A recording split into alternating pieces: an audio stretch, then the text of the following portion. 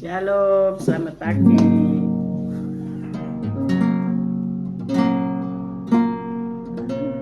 Apapun yang terjadi dalam hidupku ini, tak pernah kuragukan kasih-Mu Tuhan.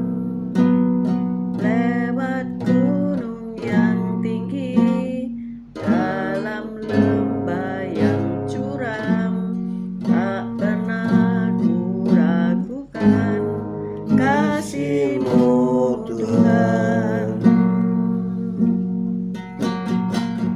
Kau berfirman dan sembuhkanku, Kau bersabda dan selamatkanku. Tiada yang mustahil bagimu, Yesus, ku percaya padamu.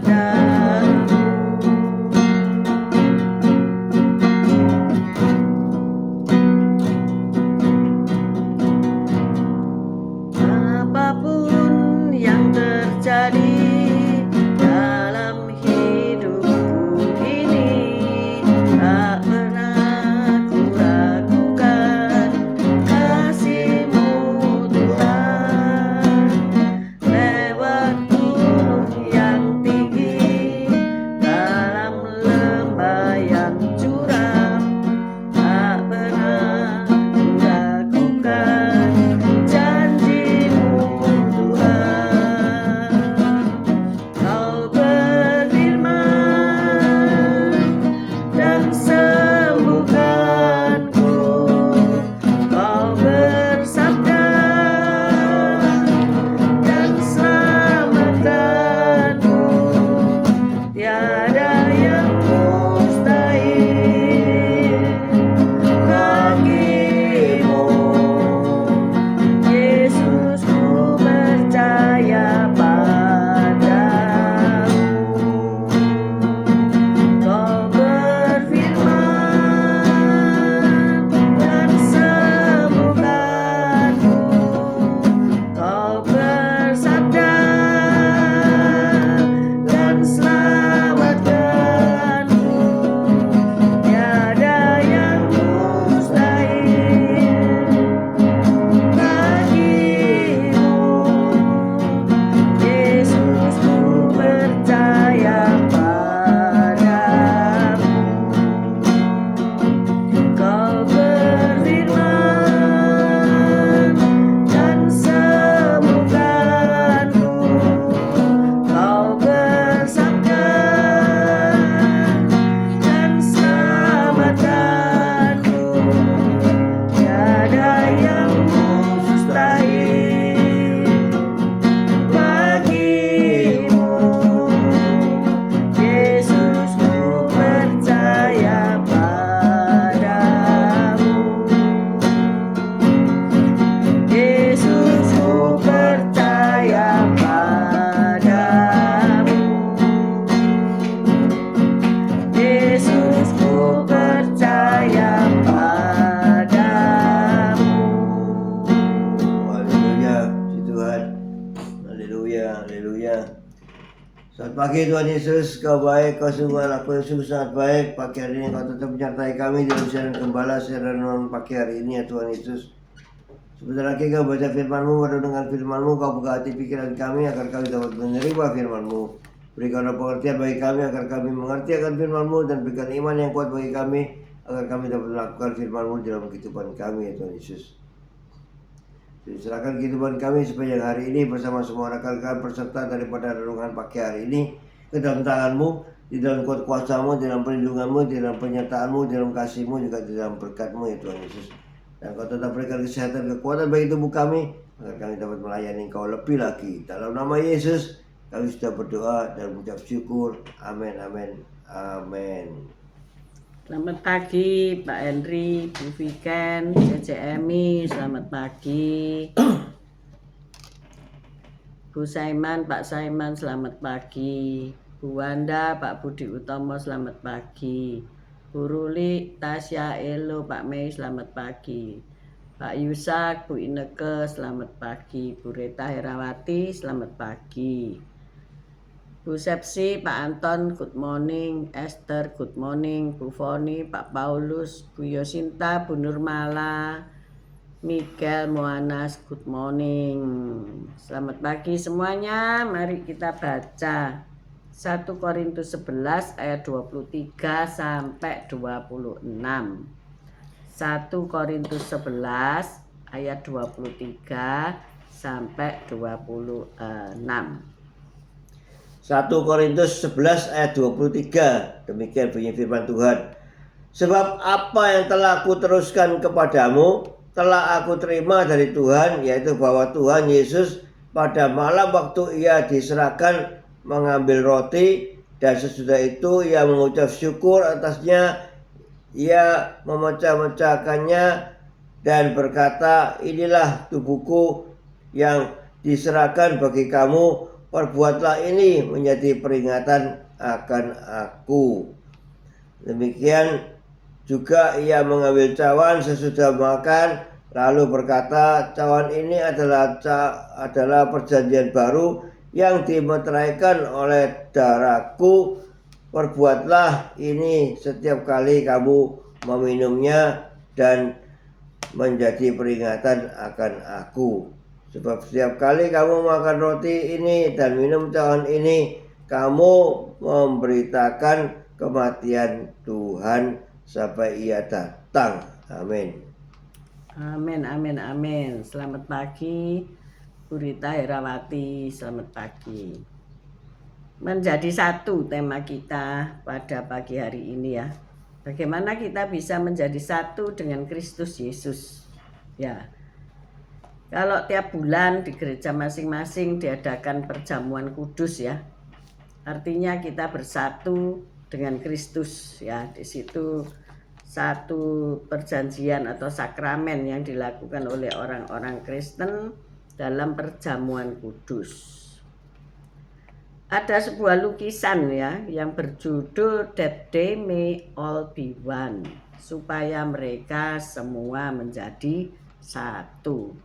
Menampilkan meja polos dengan 13 cawan sederhana yang terbingkai dalam panel-panel terpisah.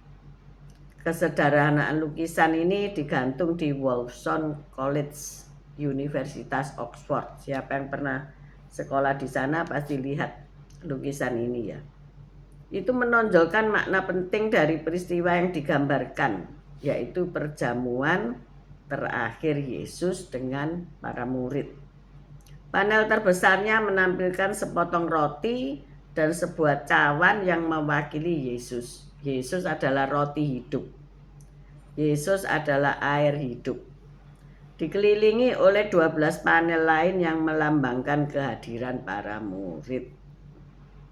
Lukisan tersebut menjadi pengingat yang indah akan peristiwa saat Yesus mengambil roti dan cawan untuk memulai suatu perayaan baru bagi para pengikutnya, yaitu praktek perjamuan kudus.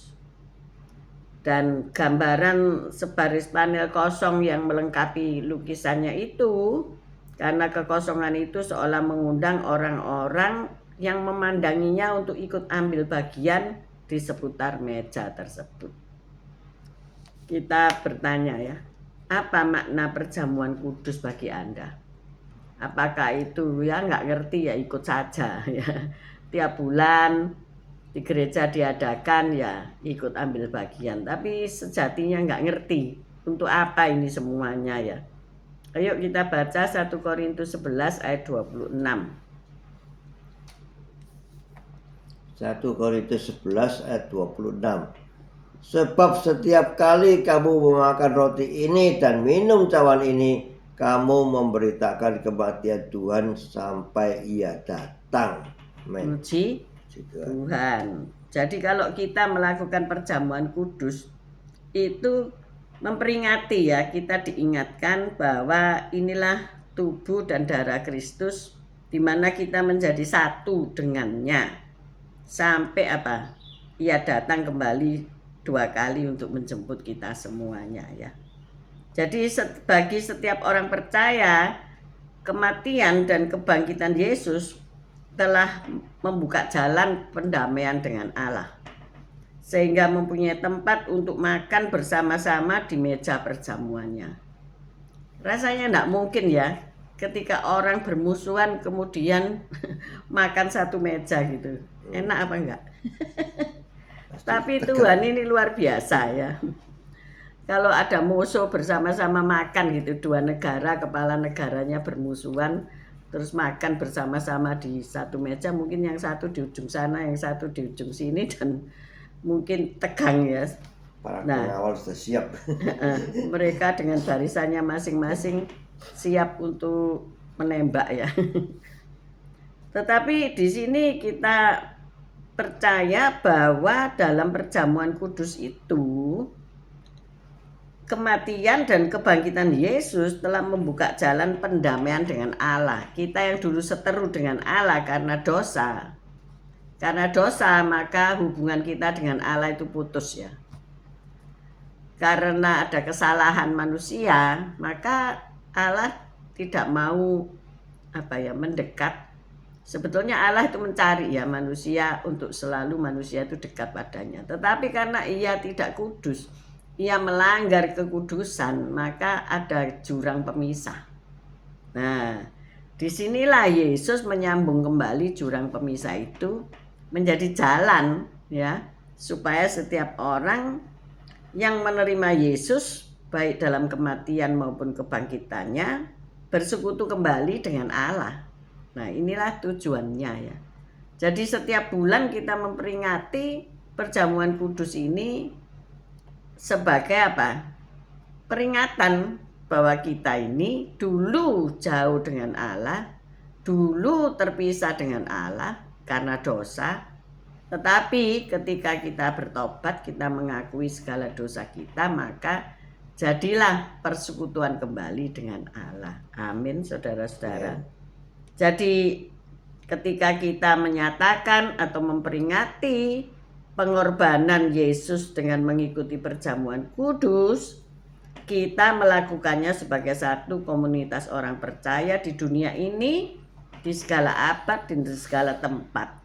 Sungguh suatu gambaran kesatuan gereja yang indah ya. Luar biasa bukan ya. Jadi hari ini kita ingat bahwa sakramen perjamuan kudus yaitu memperingati pembukaan jalan pendamaian dengan Allah, memperingati penderitaan Kristus di atas kayu salib itu untuk menebus dosa kita semuanya. Dan kita menjadi punya tempat di meja makan bersama-sama Kristus di meja perjamuan. Kalau kita itu diundang pesta ya. Kalau makannya itu makan fine dining namanya ya. Itu sudah disediakan kursinya masing-masing dan posisi di mana sudah dikasih nama ya. Di tempat duduknya atau di meja tempat nanti makan itu sudah dikasih nama masing-masing semuanya. Sudah tertata dengan rapi, jadi tidak boleh sembarangan ya. Penempatannya sudah diatur oleh tuan rumah ya.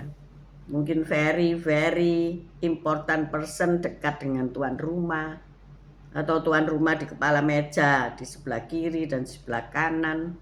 Para tamu undangan semua ada di tengah dan berjajar mulai pangkat atau kedudukannya masing-masing dan sebagainya ya. Halo Bu Viken, good morning. Kalau Pak Gemini kan berapa bersaudara? 7 ya. Biasanya papa mama duduk mau di tengah kek, mau di ujung kek. Tapi nanti diurut itu ya. Anak pertama, anak kedua, anak ketiga, di seberangnya anak keempat, anak kelima, keenam, ketujuh. Nanti cucu-cucu di meja sendiri gitu. Good morning Bu Lili, shalom. How's New York today? Dingin kah? Nah, kalau kita kembali kepada makna kita bersama-sama duduk di meja perjamuan dengan Yesus di situ, dan dia memecah-mecahkan roti dan memberikannya kepada kita, ya. Itu kan sungguh suatu luar biasa, ya. Kalau kita perjamuan di dunia, maka tuan rumah atau kepala rumah tangga akan berdoa dan akan memberikan sebagai gambaran, ya, roti yang dipecah-pecahkan itu mungkin disendokkan nasi, ya, masing-masing dikasih gitu. Kalau itu makan di Indonesia, ya, bukan roti. Kalau di Amerika mungkin roti, ya, Bu Lili. Mulai panas, ya, di New York, ya. Nah, itu aku seneng kalau panas. Kalau dingin nggak seneng, bisa kaku semua, ya. Nah, kembali ke perjamuan tadi, maknanya adalah setiap kali kita minum roti, makan roti dan minum anggur perjamuan itu, kita mengingat bahwa kita ini sudah bersekutu. Dan melalui perjamuan kudus itu, kita ini harus hidup dalam kekudusan Allah. Supaya kita dapat bersekutu. Bersekutu dengan apa? Dengan penderitaan Kristus, dengan penyelamatan Kristus, dengan persatuan dengan Roh Kudus, dengan persatuan kembali dengan Allah Bapa di surga. Nah, itu kan luar biasa, ya. Jadi saudara tidak lagi terpisah, melainkan dalam satu kesatuan. Menjadi satu. Benar, Pak? Amin. Menjadi satu. Iya. Suami istri pun menjadi satu. Tapi hari-hari ini banyak perseteruan, ya, antara suami dan istri. Karena apa? Pemahaman yang berbeda-beda, ya. Dan juga lupa akan struktur organisasi sebuah keluarga. Bagaimanapun juga istri ditentukan sebagai penolong, ya. Sedangkan sebagai kepala rumah tangga itu suami. Tetapi saya melihat hari-hari terakhir ini kualik, saudara-saudara. Terbalik, ya. Terbalik. Jadi suami itu nurut istri, ya. Istrinya tak ya nurut aja. Tetapi nanti kalau salah, suami ganti yang tak gitu, ya. Tetapi hari ini ayo kita bertobat semua, ya. Karena kita dikatakan menjadi satu. Kesalahan istri, kesalahan suami, ya. Nggak bisa cuci tangan karena satu. Kesalahan suami, kesalahan istri juga, ya, karena satu. Jadi podo salai, bener nggak? Kalau orang mau bercerai itu kan ada sidang pengadilan dan ada apa namanya? Mediasi. Mediasi itu artinya yang jauh didekatkan kembali. Yang ada masalah, masalahnya diuraikan, dan kalau bisa disembuhkan atau diperbaiki dan kedua belah pihak mau untuk bersatu kembali. Nah, itu lebih mudah untuk didamaikan. Diberi kesempatan. Diberi kesempatan biasanya 3 bulan untuk melakukan jurus damai. Koyok perang, ya. Seperti perang, ada gencatan senjata, ya kan. Masalahnya kalau punya follower, ya, keluarga mungkin tidak senang, teman mungkin tidak senang. Nah, selama 3 bulan itu bukannya membaik, tetapi tambah ruwet, saudaraku, ya. Maka dari itu perlu pengertian menjadi satu. Maka dari itu kita mengenal sakramen perjamuan kudus, ya. Dimana kita tiap bulan atau ada gereja yang tiap minggu, ya. Nah, itu menyadari bahwa kita ini penuh dosa, ya. Walaupun ketika kita menerima Tuhan sebagai juru selamat, dosa kita sudah diampuni. Tapi bisa bikin dosa lagi enggak? Bisa saja, ya. Mungkin hatinya berpindah ke lain hati. Mungkin tingkah pola itu menjadi terbalik-balik, ya. Nah, itu kan harus diluruskan kembali. Maka itu gereja memiliki tema 1 semester ini resetting my life. Artinya apa? Mungkin kita sudah melehar, ya. Mungkin kita sudah salah arah, ya. Mungkin posisi itu kepemimpinan kualik, ya. Ayo kita kembali ke jalurnya yang benar, ya. Tentunya dengan iman.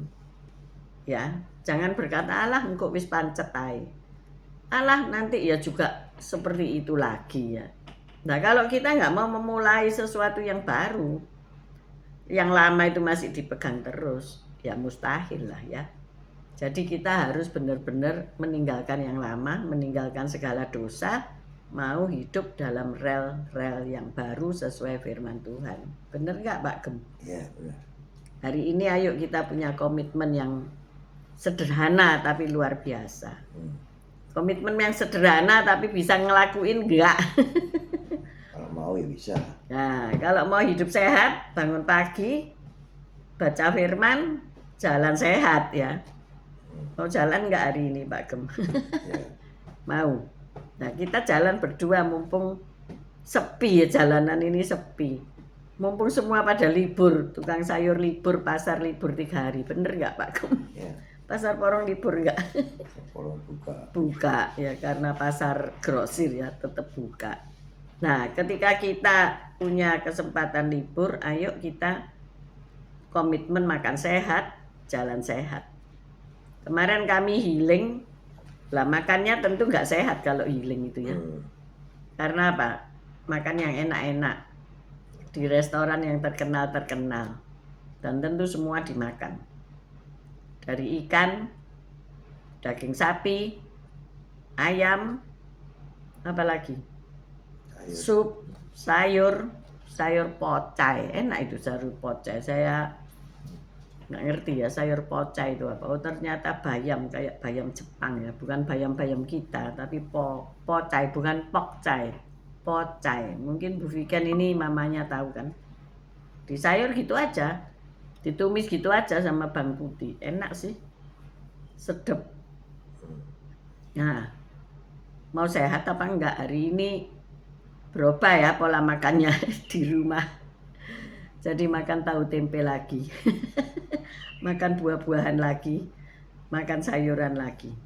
Jadi itu satu komitmen kan, itu satu kemauan untuk mereset, detoks tubuh kita ini, mendetoks ya, sehingga tidak terlalu banyak minyak, makan yang kukus-kukusan dan sebagainya.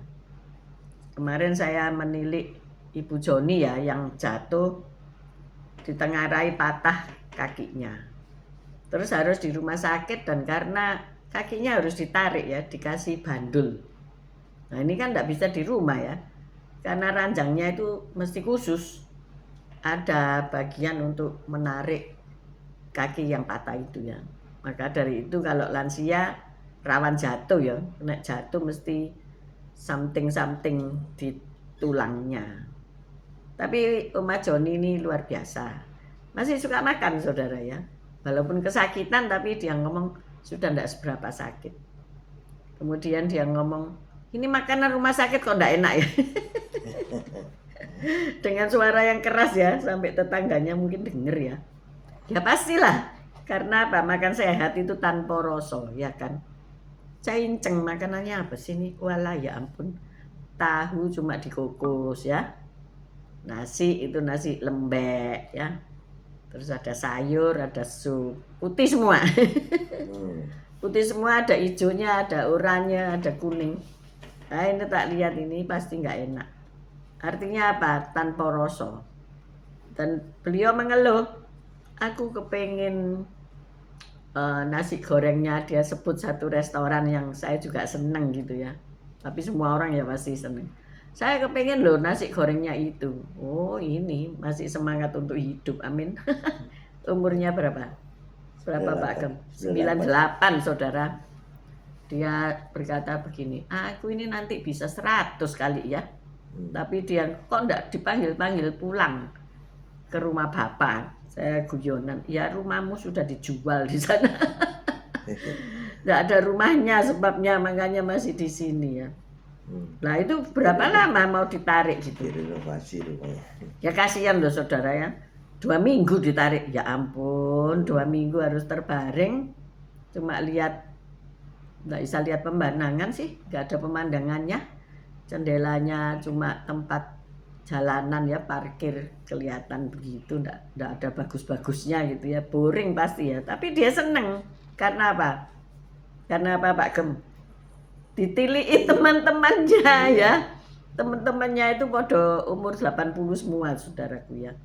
Saudara-saudaranya, teman-temannya, anak-anaknya datang bergantian. Loh itu loh ya. Nah, orang tua itu lebih seneng ya. Apa itu? Dikunjungi sahabat, ditilii ya. Biasanya kan kesepian ya, nggak ada yang nilik. Jadi kalau di rumah sakit itu dia kerasan. Sing bayari ini mungkin cekot-cekot ya. Jangan aksi-aksi sakit ya. Sing bayari mungkin cekot-cekot. Ya tapi ndak bisa apa-apa karena harus ditarik kakinya. Masa ranjang di rumah bisa narik kayak gitu, ndak bisa lah. Ini Pak Yusak kepengen makan enak ini. Nanti dia itu ke Malang, itu bisa mampir. Nasgor Kapin ya, Nasgor Kepiting. Waduh. Mehong itu ya saudara ya. Yes, nanti kalau kepengen bikin sendiri ya. Pakai bumbu tabur wes mari. Enak makan aja ya. Mengucap syukur. Ingat pengorbanan Kristus di atas kayu salib ya. Penderitaannya, keselamatan yang diberikan karena penderitaan itu, nah itu kita ingat dan kita bawa dalam hidup kita. Jadi ketika kita ini mau berbuat dosa, ingat itu, urung wis ya. Kemarin Pak Mei membawakan firman Tuhan, bagus lah. Kalau dia mau berbuat dosa, ayo katanya Roh Kudus. Ayo melehar, ayo kembali, ayo. Nggak boleh nyeleweng, maksudnya keluar dari firman gitu ya. Hidup itu Andrem Pakem. Andrem Pakem itu Roh Kudus ngingetin. Ingat loh, Tuhan sudah mati bagi kamu.